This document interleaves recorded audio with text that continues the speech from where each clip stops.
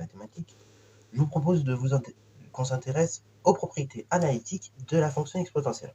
Alors, qui dit propriété analytique, qui dit signe, son de variation et donc courbe, tout simplement. C'est les trois un peu regroupés ensemble.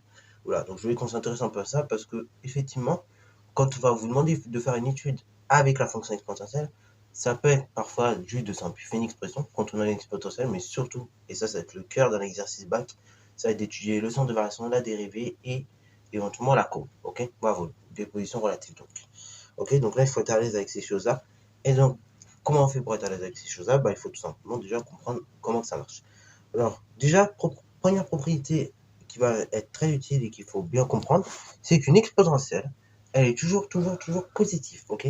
Exponentielle de x pour tout réel x, elle est positive. Voilà, donc déjà, première chose qu'il faut bien avoir en tête, c'est qu'une fonction exponentielle sera toujours positive.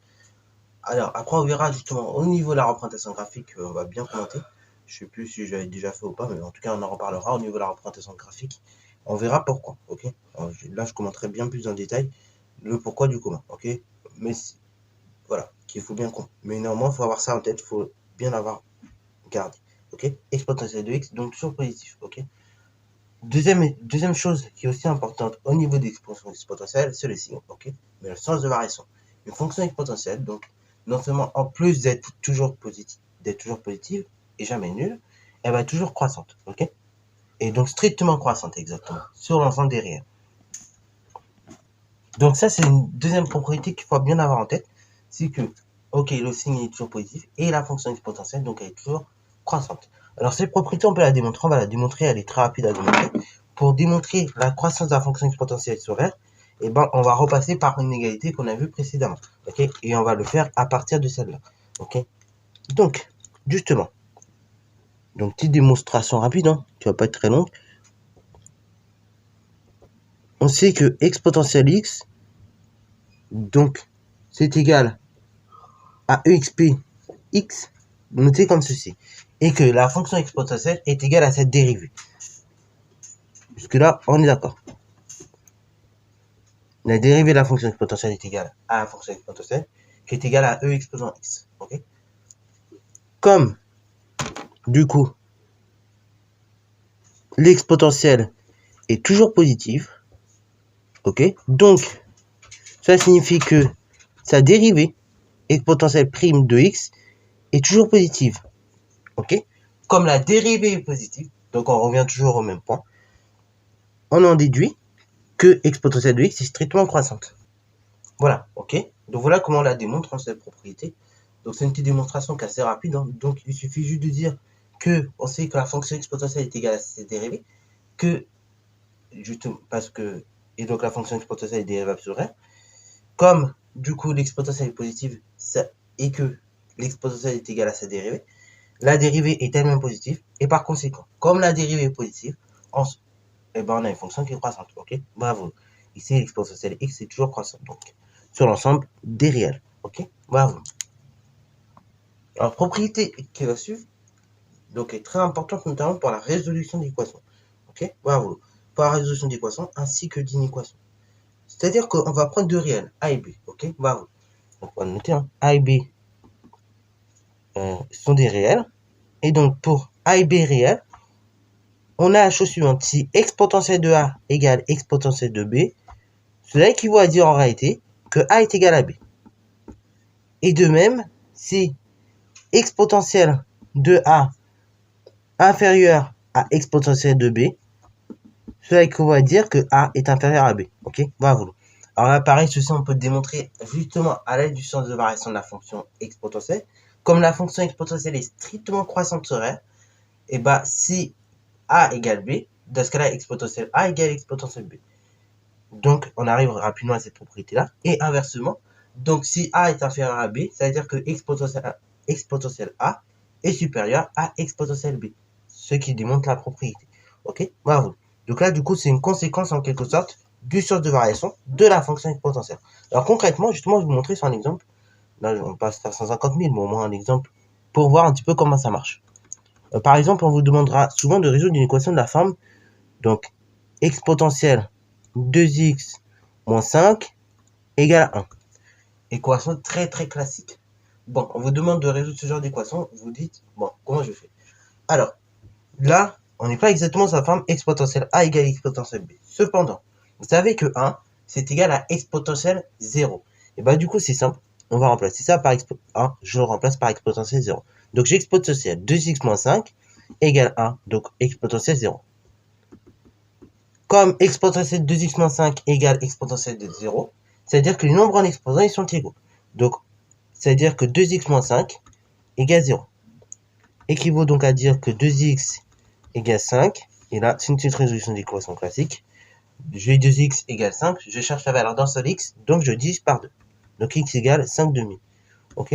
Alors, est-ce que ça me paraît cohérent? Est-ce que ça peut être cohérent un résultat comme ça? Ben, on remplace, hein, j'ai envie de dire. Donc 5 demi, je remplace un exposant, ça fait 2 fois 5 demi. Donc ici, ça nous fera tout simplement 5, moins 5, donc 0. Exponentielle 0, ça fait bien 1. Donc le résultat, oui, effectivement, est cohérent. Ça, c'est le premier cas qu'on peut vous demander. Deuxième cas, c'est une résolution d'une équation. Donc par exemple, exponentielle, alors là, on va prendre un truc simple. Hein. Exponentielle 2x inférieure donc à exponentielle 1. Cela donc équivaut à dire que on a 2x inférieur à 1. Cela équivaut à dire que, tout simplement, x est inférieur strictement à 1 demi.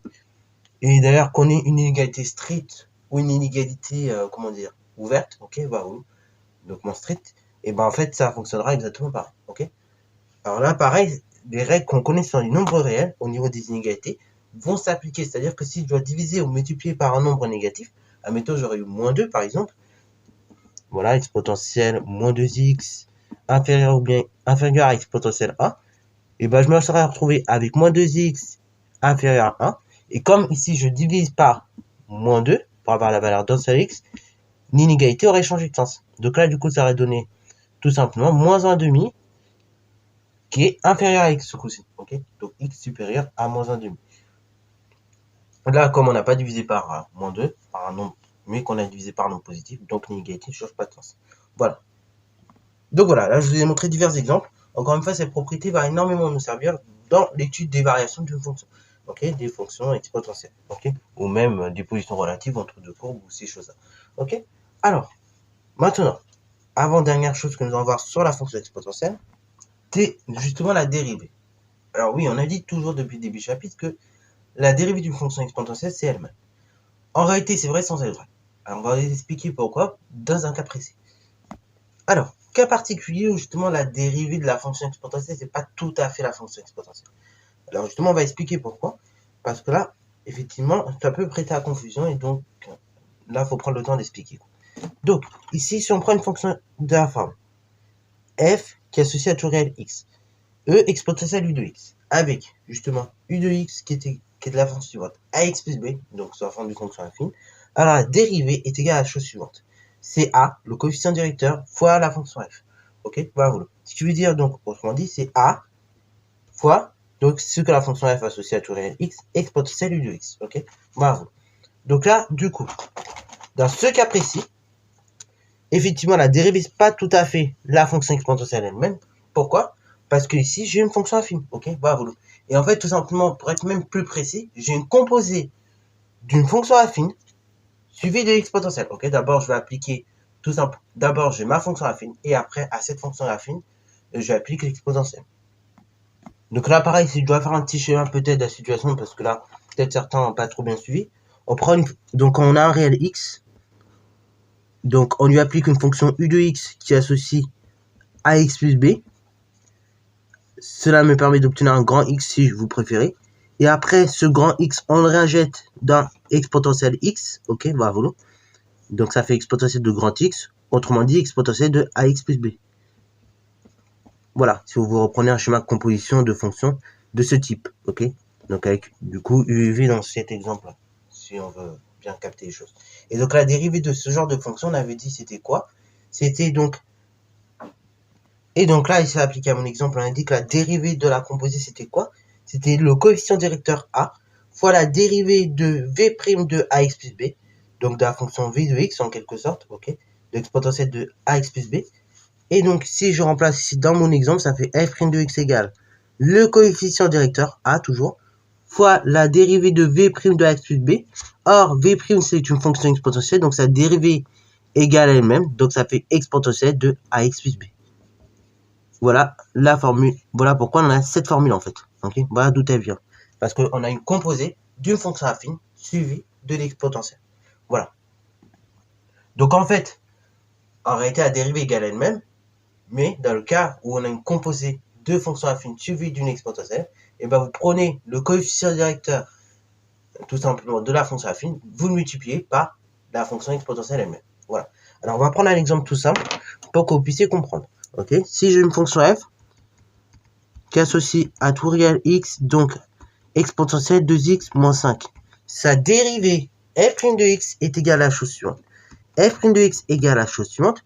Donc on a dit c'est le coefficient directeur de la fonction affine. Donc là je regarde, là je vois une fonction affine, c'est un exposant bien normal à chaque fois. Donc là c'est exposant de 2x moins 5.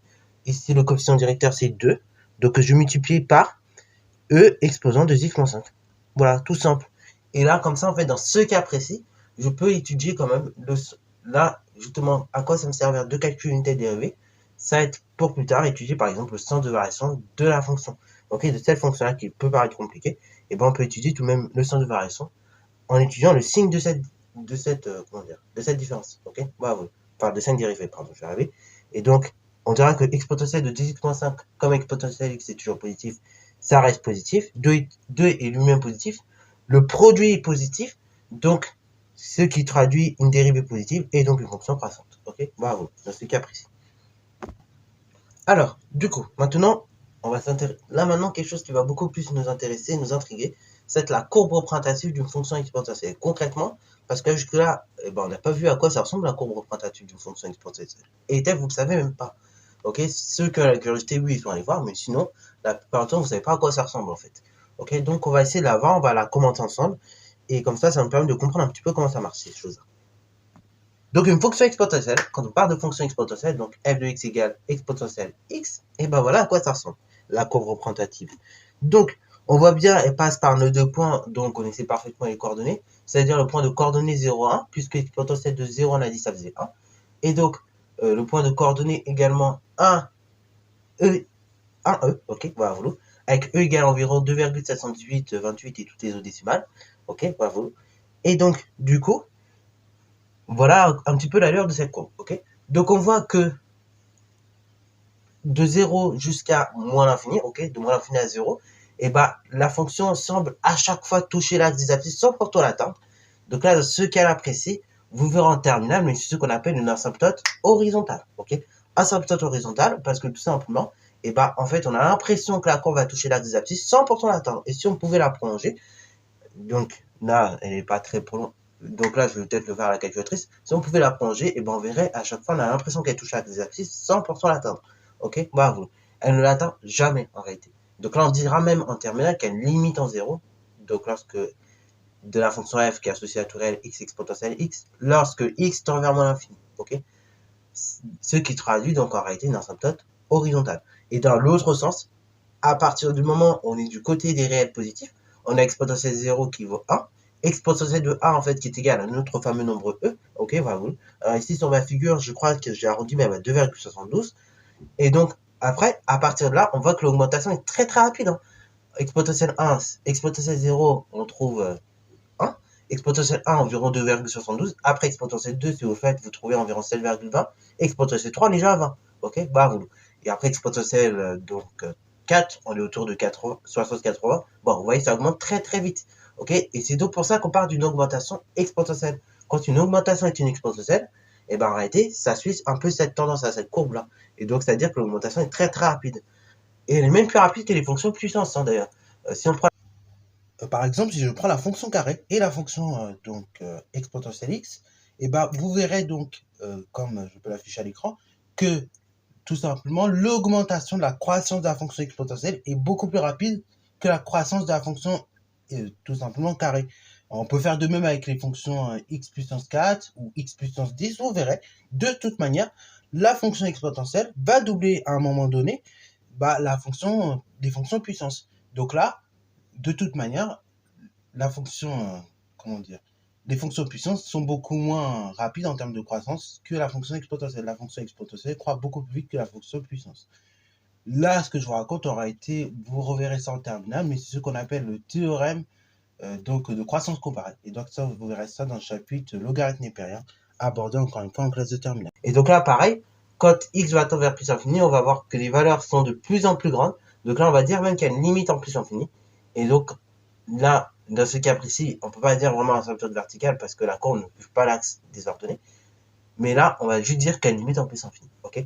Pour qu'il y ait une asymptote verticale, il faudrait qu'il y ait une limite en plus infini et qu'en plus la courbe touche, enfin, frôle donc l'axe des ordonnées. Ce qui est le cas par exemple de la fonction inverse que je vous affiche juste ici. Voilà, fermeture de la parenthèse. Donc tout ça pour dire, retenez un petit peu l'allure de la courbe fonction exponentielle. Donc elle passe par les coordonnées, par les poids de coordonnées 0, 1, 1, E, donc environ 2,72. Et donc on a une augmentation très rapide entre 0 et plus infini. Et au contraire, une asymptote horizontale, donc entre guillemets la courbe qui frôle l'axe des ordonnées, entre moins l'infini et 0. Ok, voilà un petit peu l'allure. Et donc également, pour toutes les fonctions qui traitent de la forme, cette fois-ci, pas e exponentielle ax plus b, mais de la forme e exponentielle kx, avec k réel, ok, voilà, et ben en réalité, et ben dans ce cas-là, si k est positif, et ben on va avoir une fonction qui est strictement croissante sur r, et si k est négatif, on va avoir une fonction qui est strictement décroissante sur r. Alors cette propriété, on peut la démontrer également, donc on va la faire rapidement, parce que sinon la vidéo va devenir un peu trop longue. Et donc comment on va la démontrer? On va encore une fois passer par la dérivée. Donc la dérivée de ce genre de fonction, donc f qui est associé à tout réel x exponentielle kx, et ben sa dérivée f' de x, on a dit tout simplement c'est k exponentielle kx. Ok? Ici, on regarde si k est positif. Alors, dans ce cas-là, on va voir la chose suivante. K sera positif et alors comme exponentielle kx est lui-même positif, donc la dérivée f' de x est positive. Et comme la dérivée est positive, on a une fonction strictement croissante. Et si k est négatif, dans le cas où k est négatif, alors, comme exponentielle kx est toujours positif, une exponentielle, on rappelle, c'est toujours positif, et bah par produit, on a un nombre négatif qu'on multiplie par un nombre positif, donc on a une dérivée f' de x qui est négative. Et comme on a une dérivée qui est négative, on a une fonction f en conséquence qui est strictement décroissante. Et donc ça va nous donner tout simplement ces deux courbes-là. Dans le cas où k est positif, on a la courbe de gauche, ok, la courbe de droite, pardon. Et dans le cas où k est tout simplement positif, ok, voilà, et bah, dans le cas où k est positif, on a la courbe de droite, et dans le cas où k est négatif, on a la courbe de gauche, ok. Et pour chacune de ces fonctions-là, donc, on aura f' de 0 qui sera égal au nombre k, ok, voilà. Parce que là, du coup, on va obtenir, dans le cas de la dérivée, e exponentielle, donc, de 0 fois x, ok, voilà, donc fois 0. Donc ça me donnera exponentielle de 0. Là, ça me donne tout simplement exponentielle de k fois 0, ok, voilà, donc exponentielle de 0 pour faire ça. Et donc exponentielle de 0 égale 1. Et donc il ne restera plus que le réel k, ok, voilà. Donc pour ces fonctions-là, la dérivée égale k, ok, en 0, bien évidemment. Voilà, donc sur ce, c'est la fin de cette vidéo. J'espère qu'elle t'a plu. Si c'est le cas, n'hésite pas à la liker, commenter et bon instant en mathématiques et en sciences.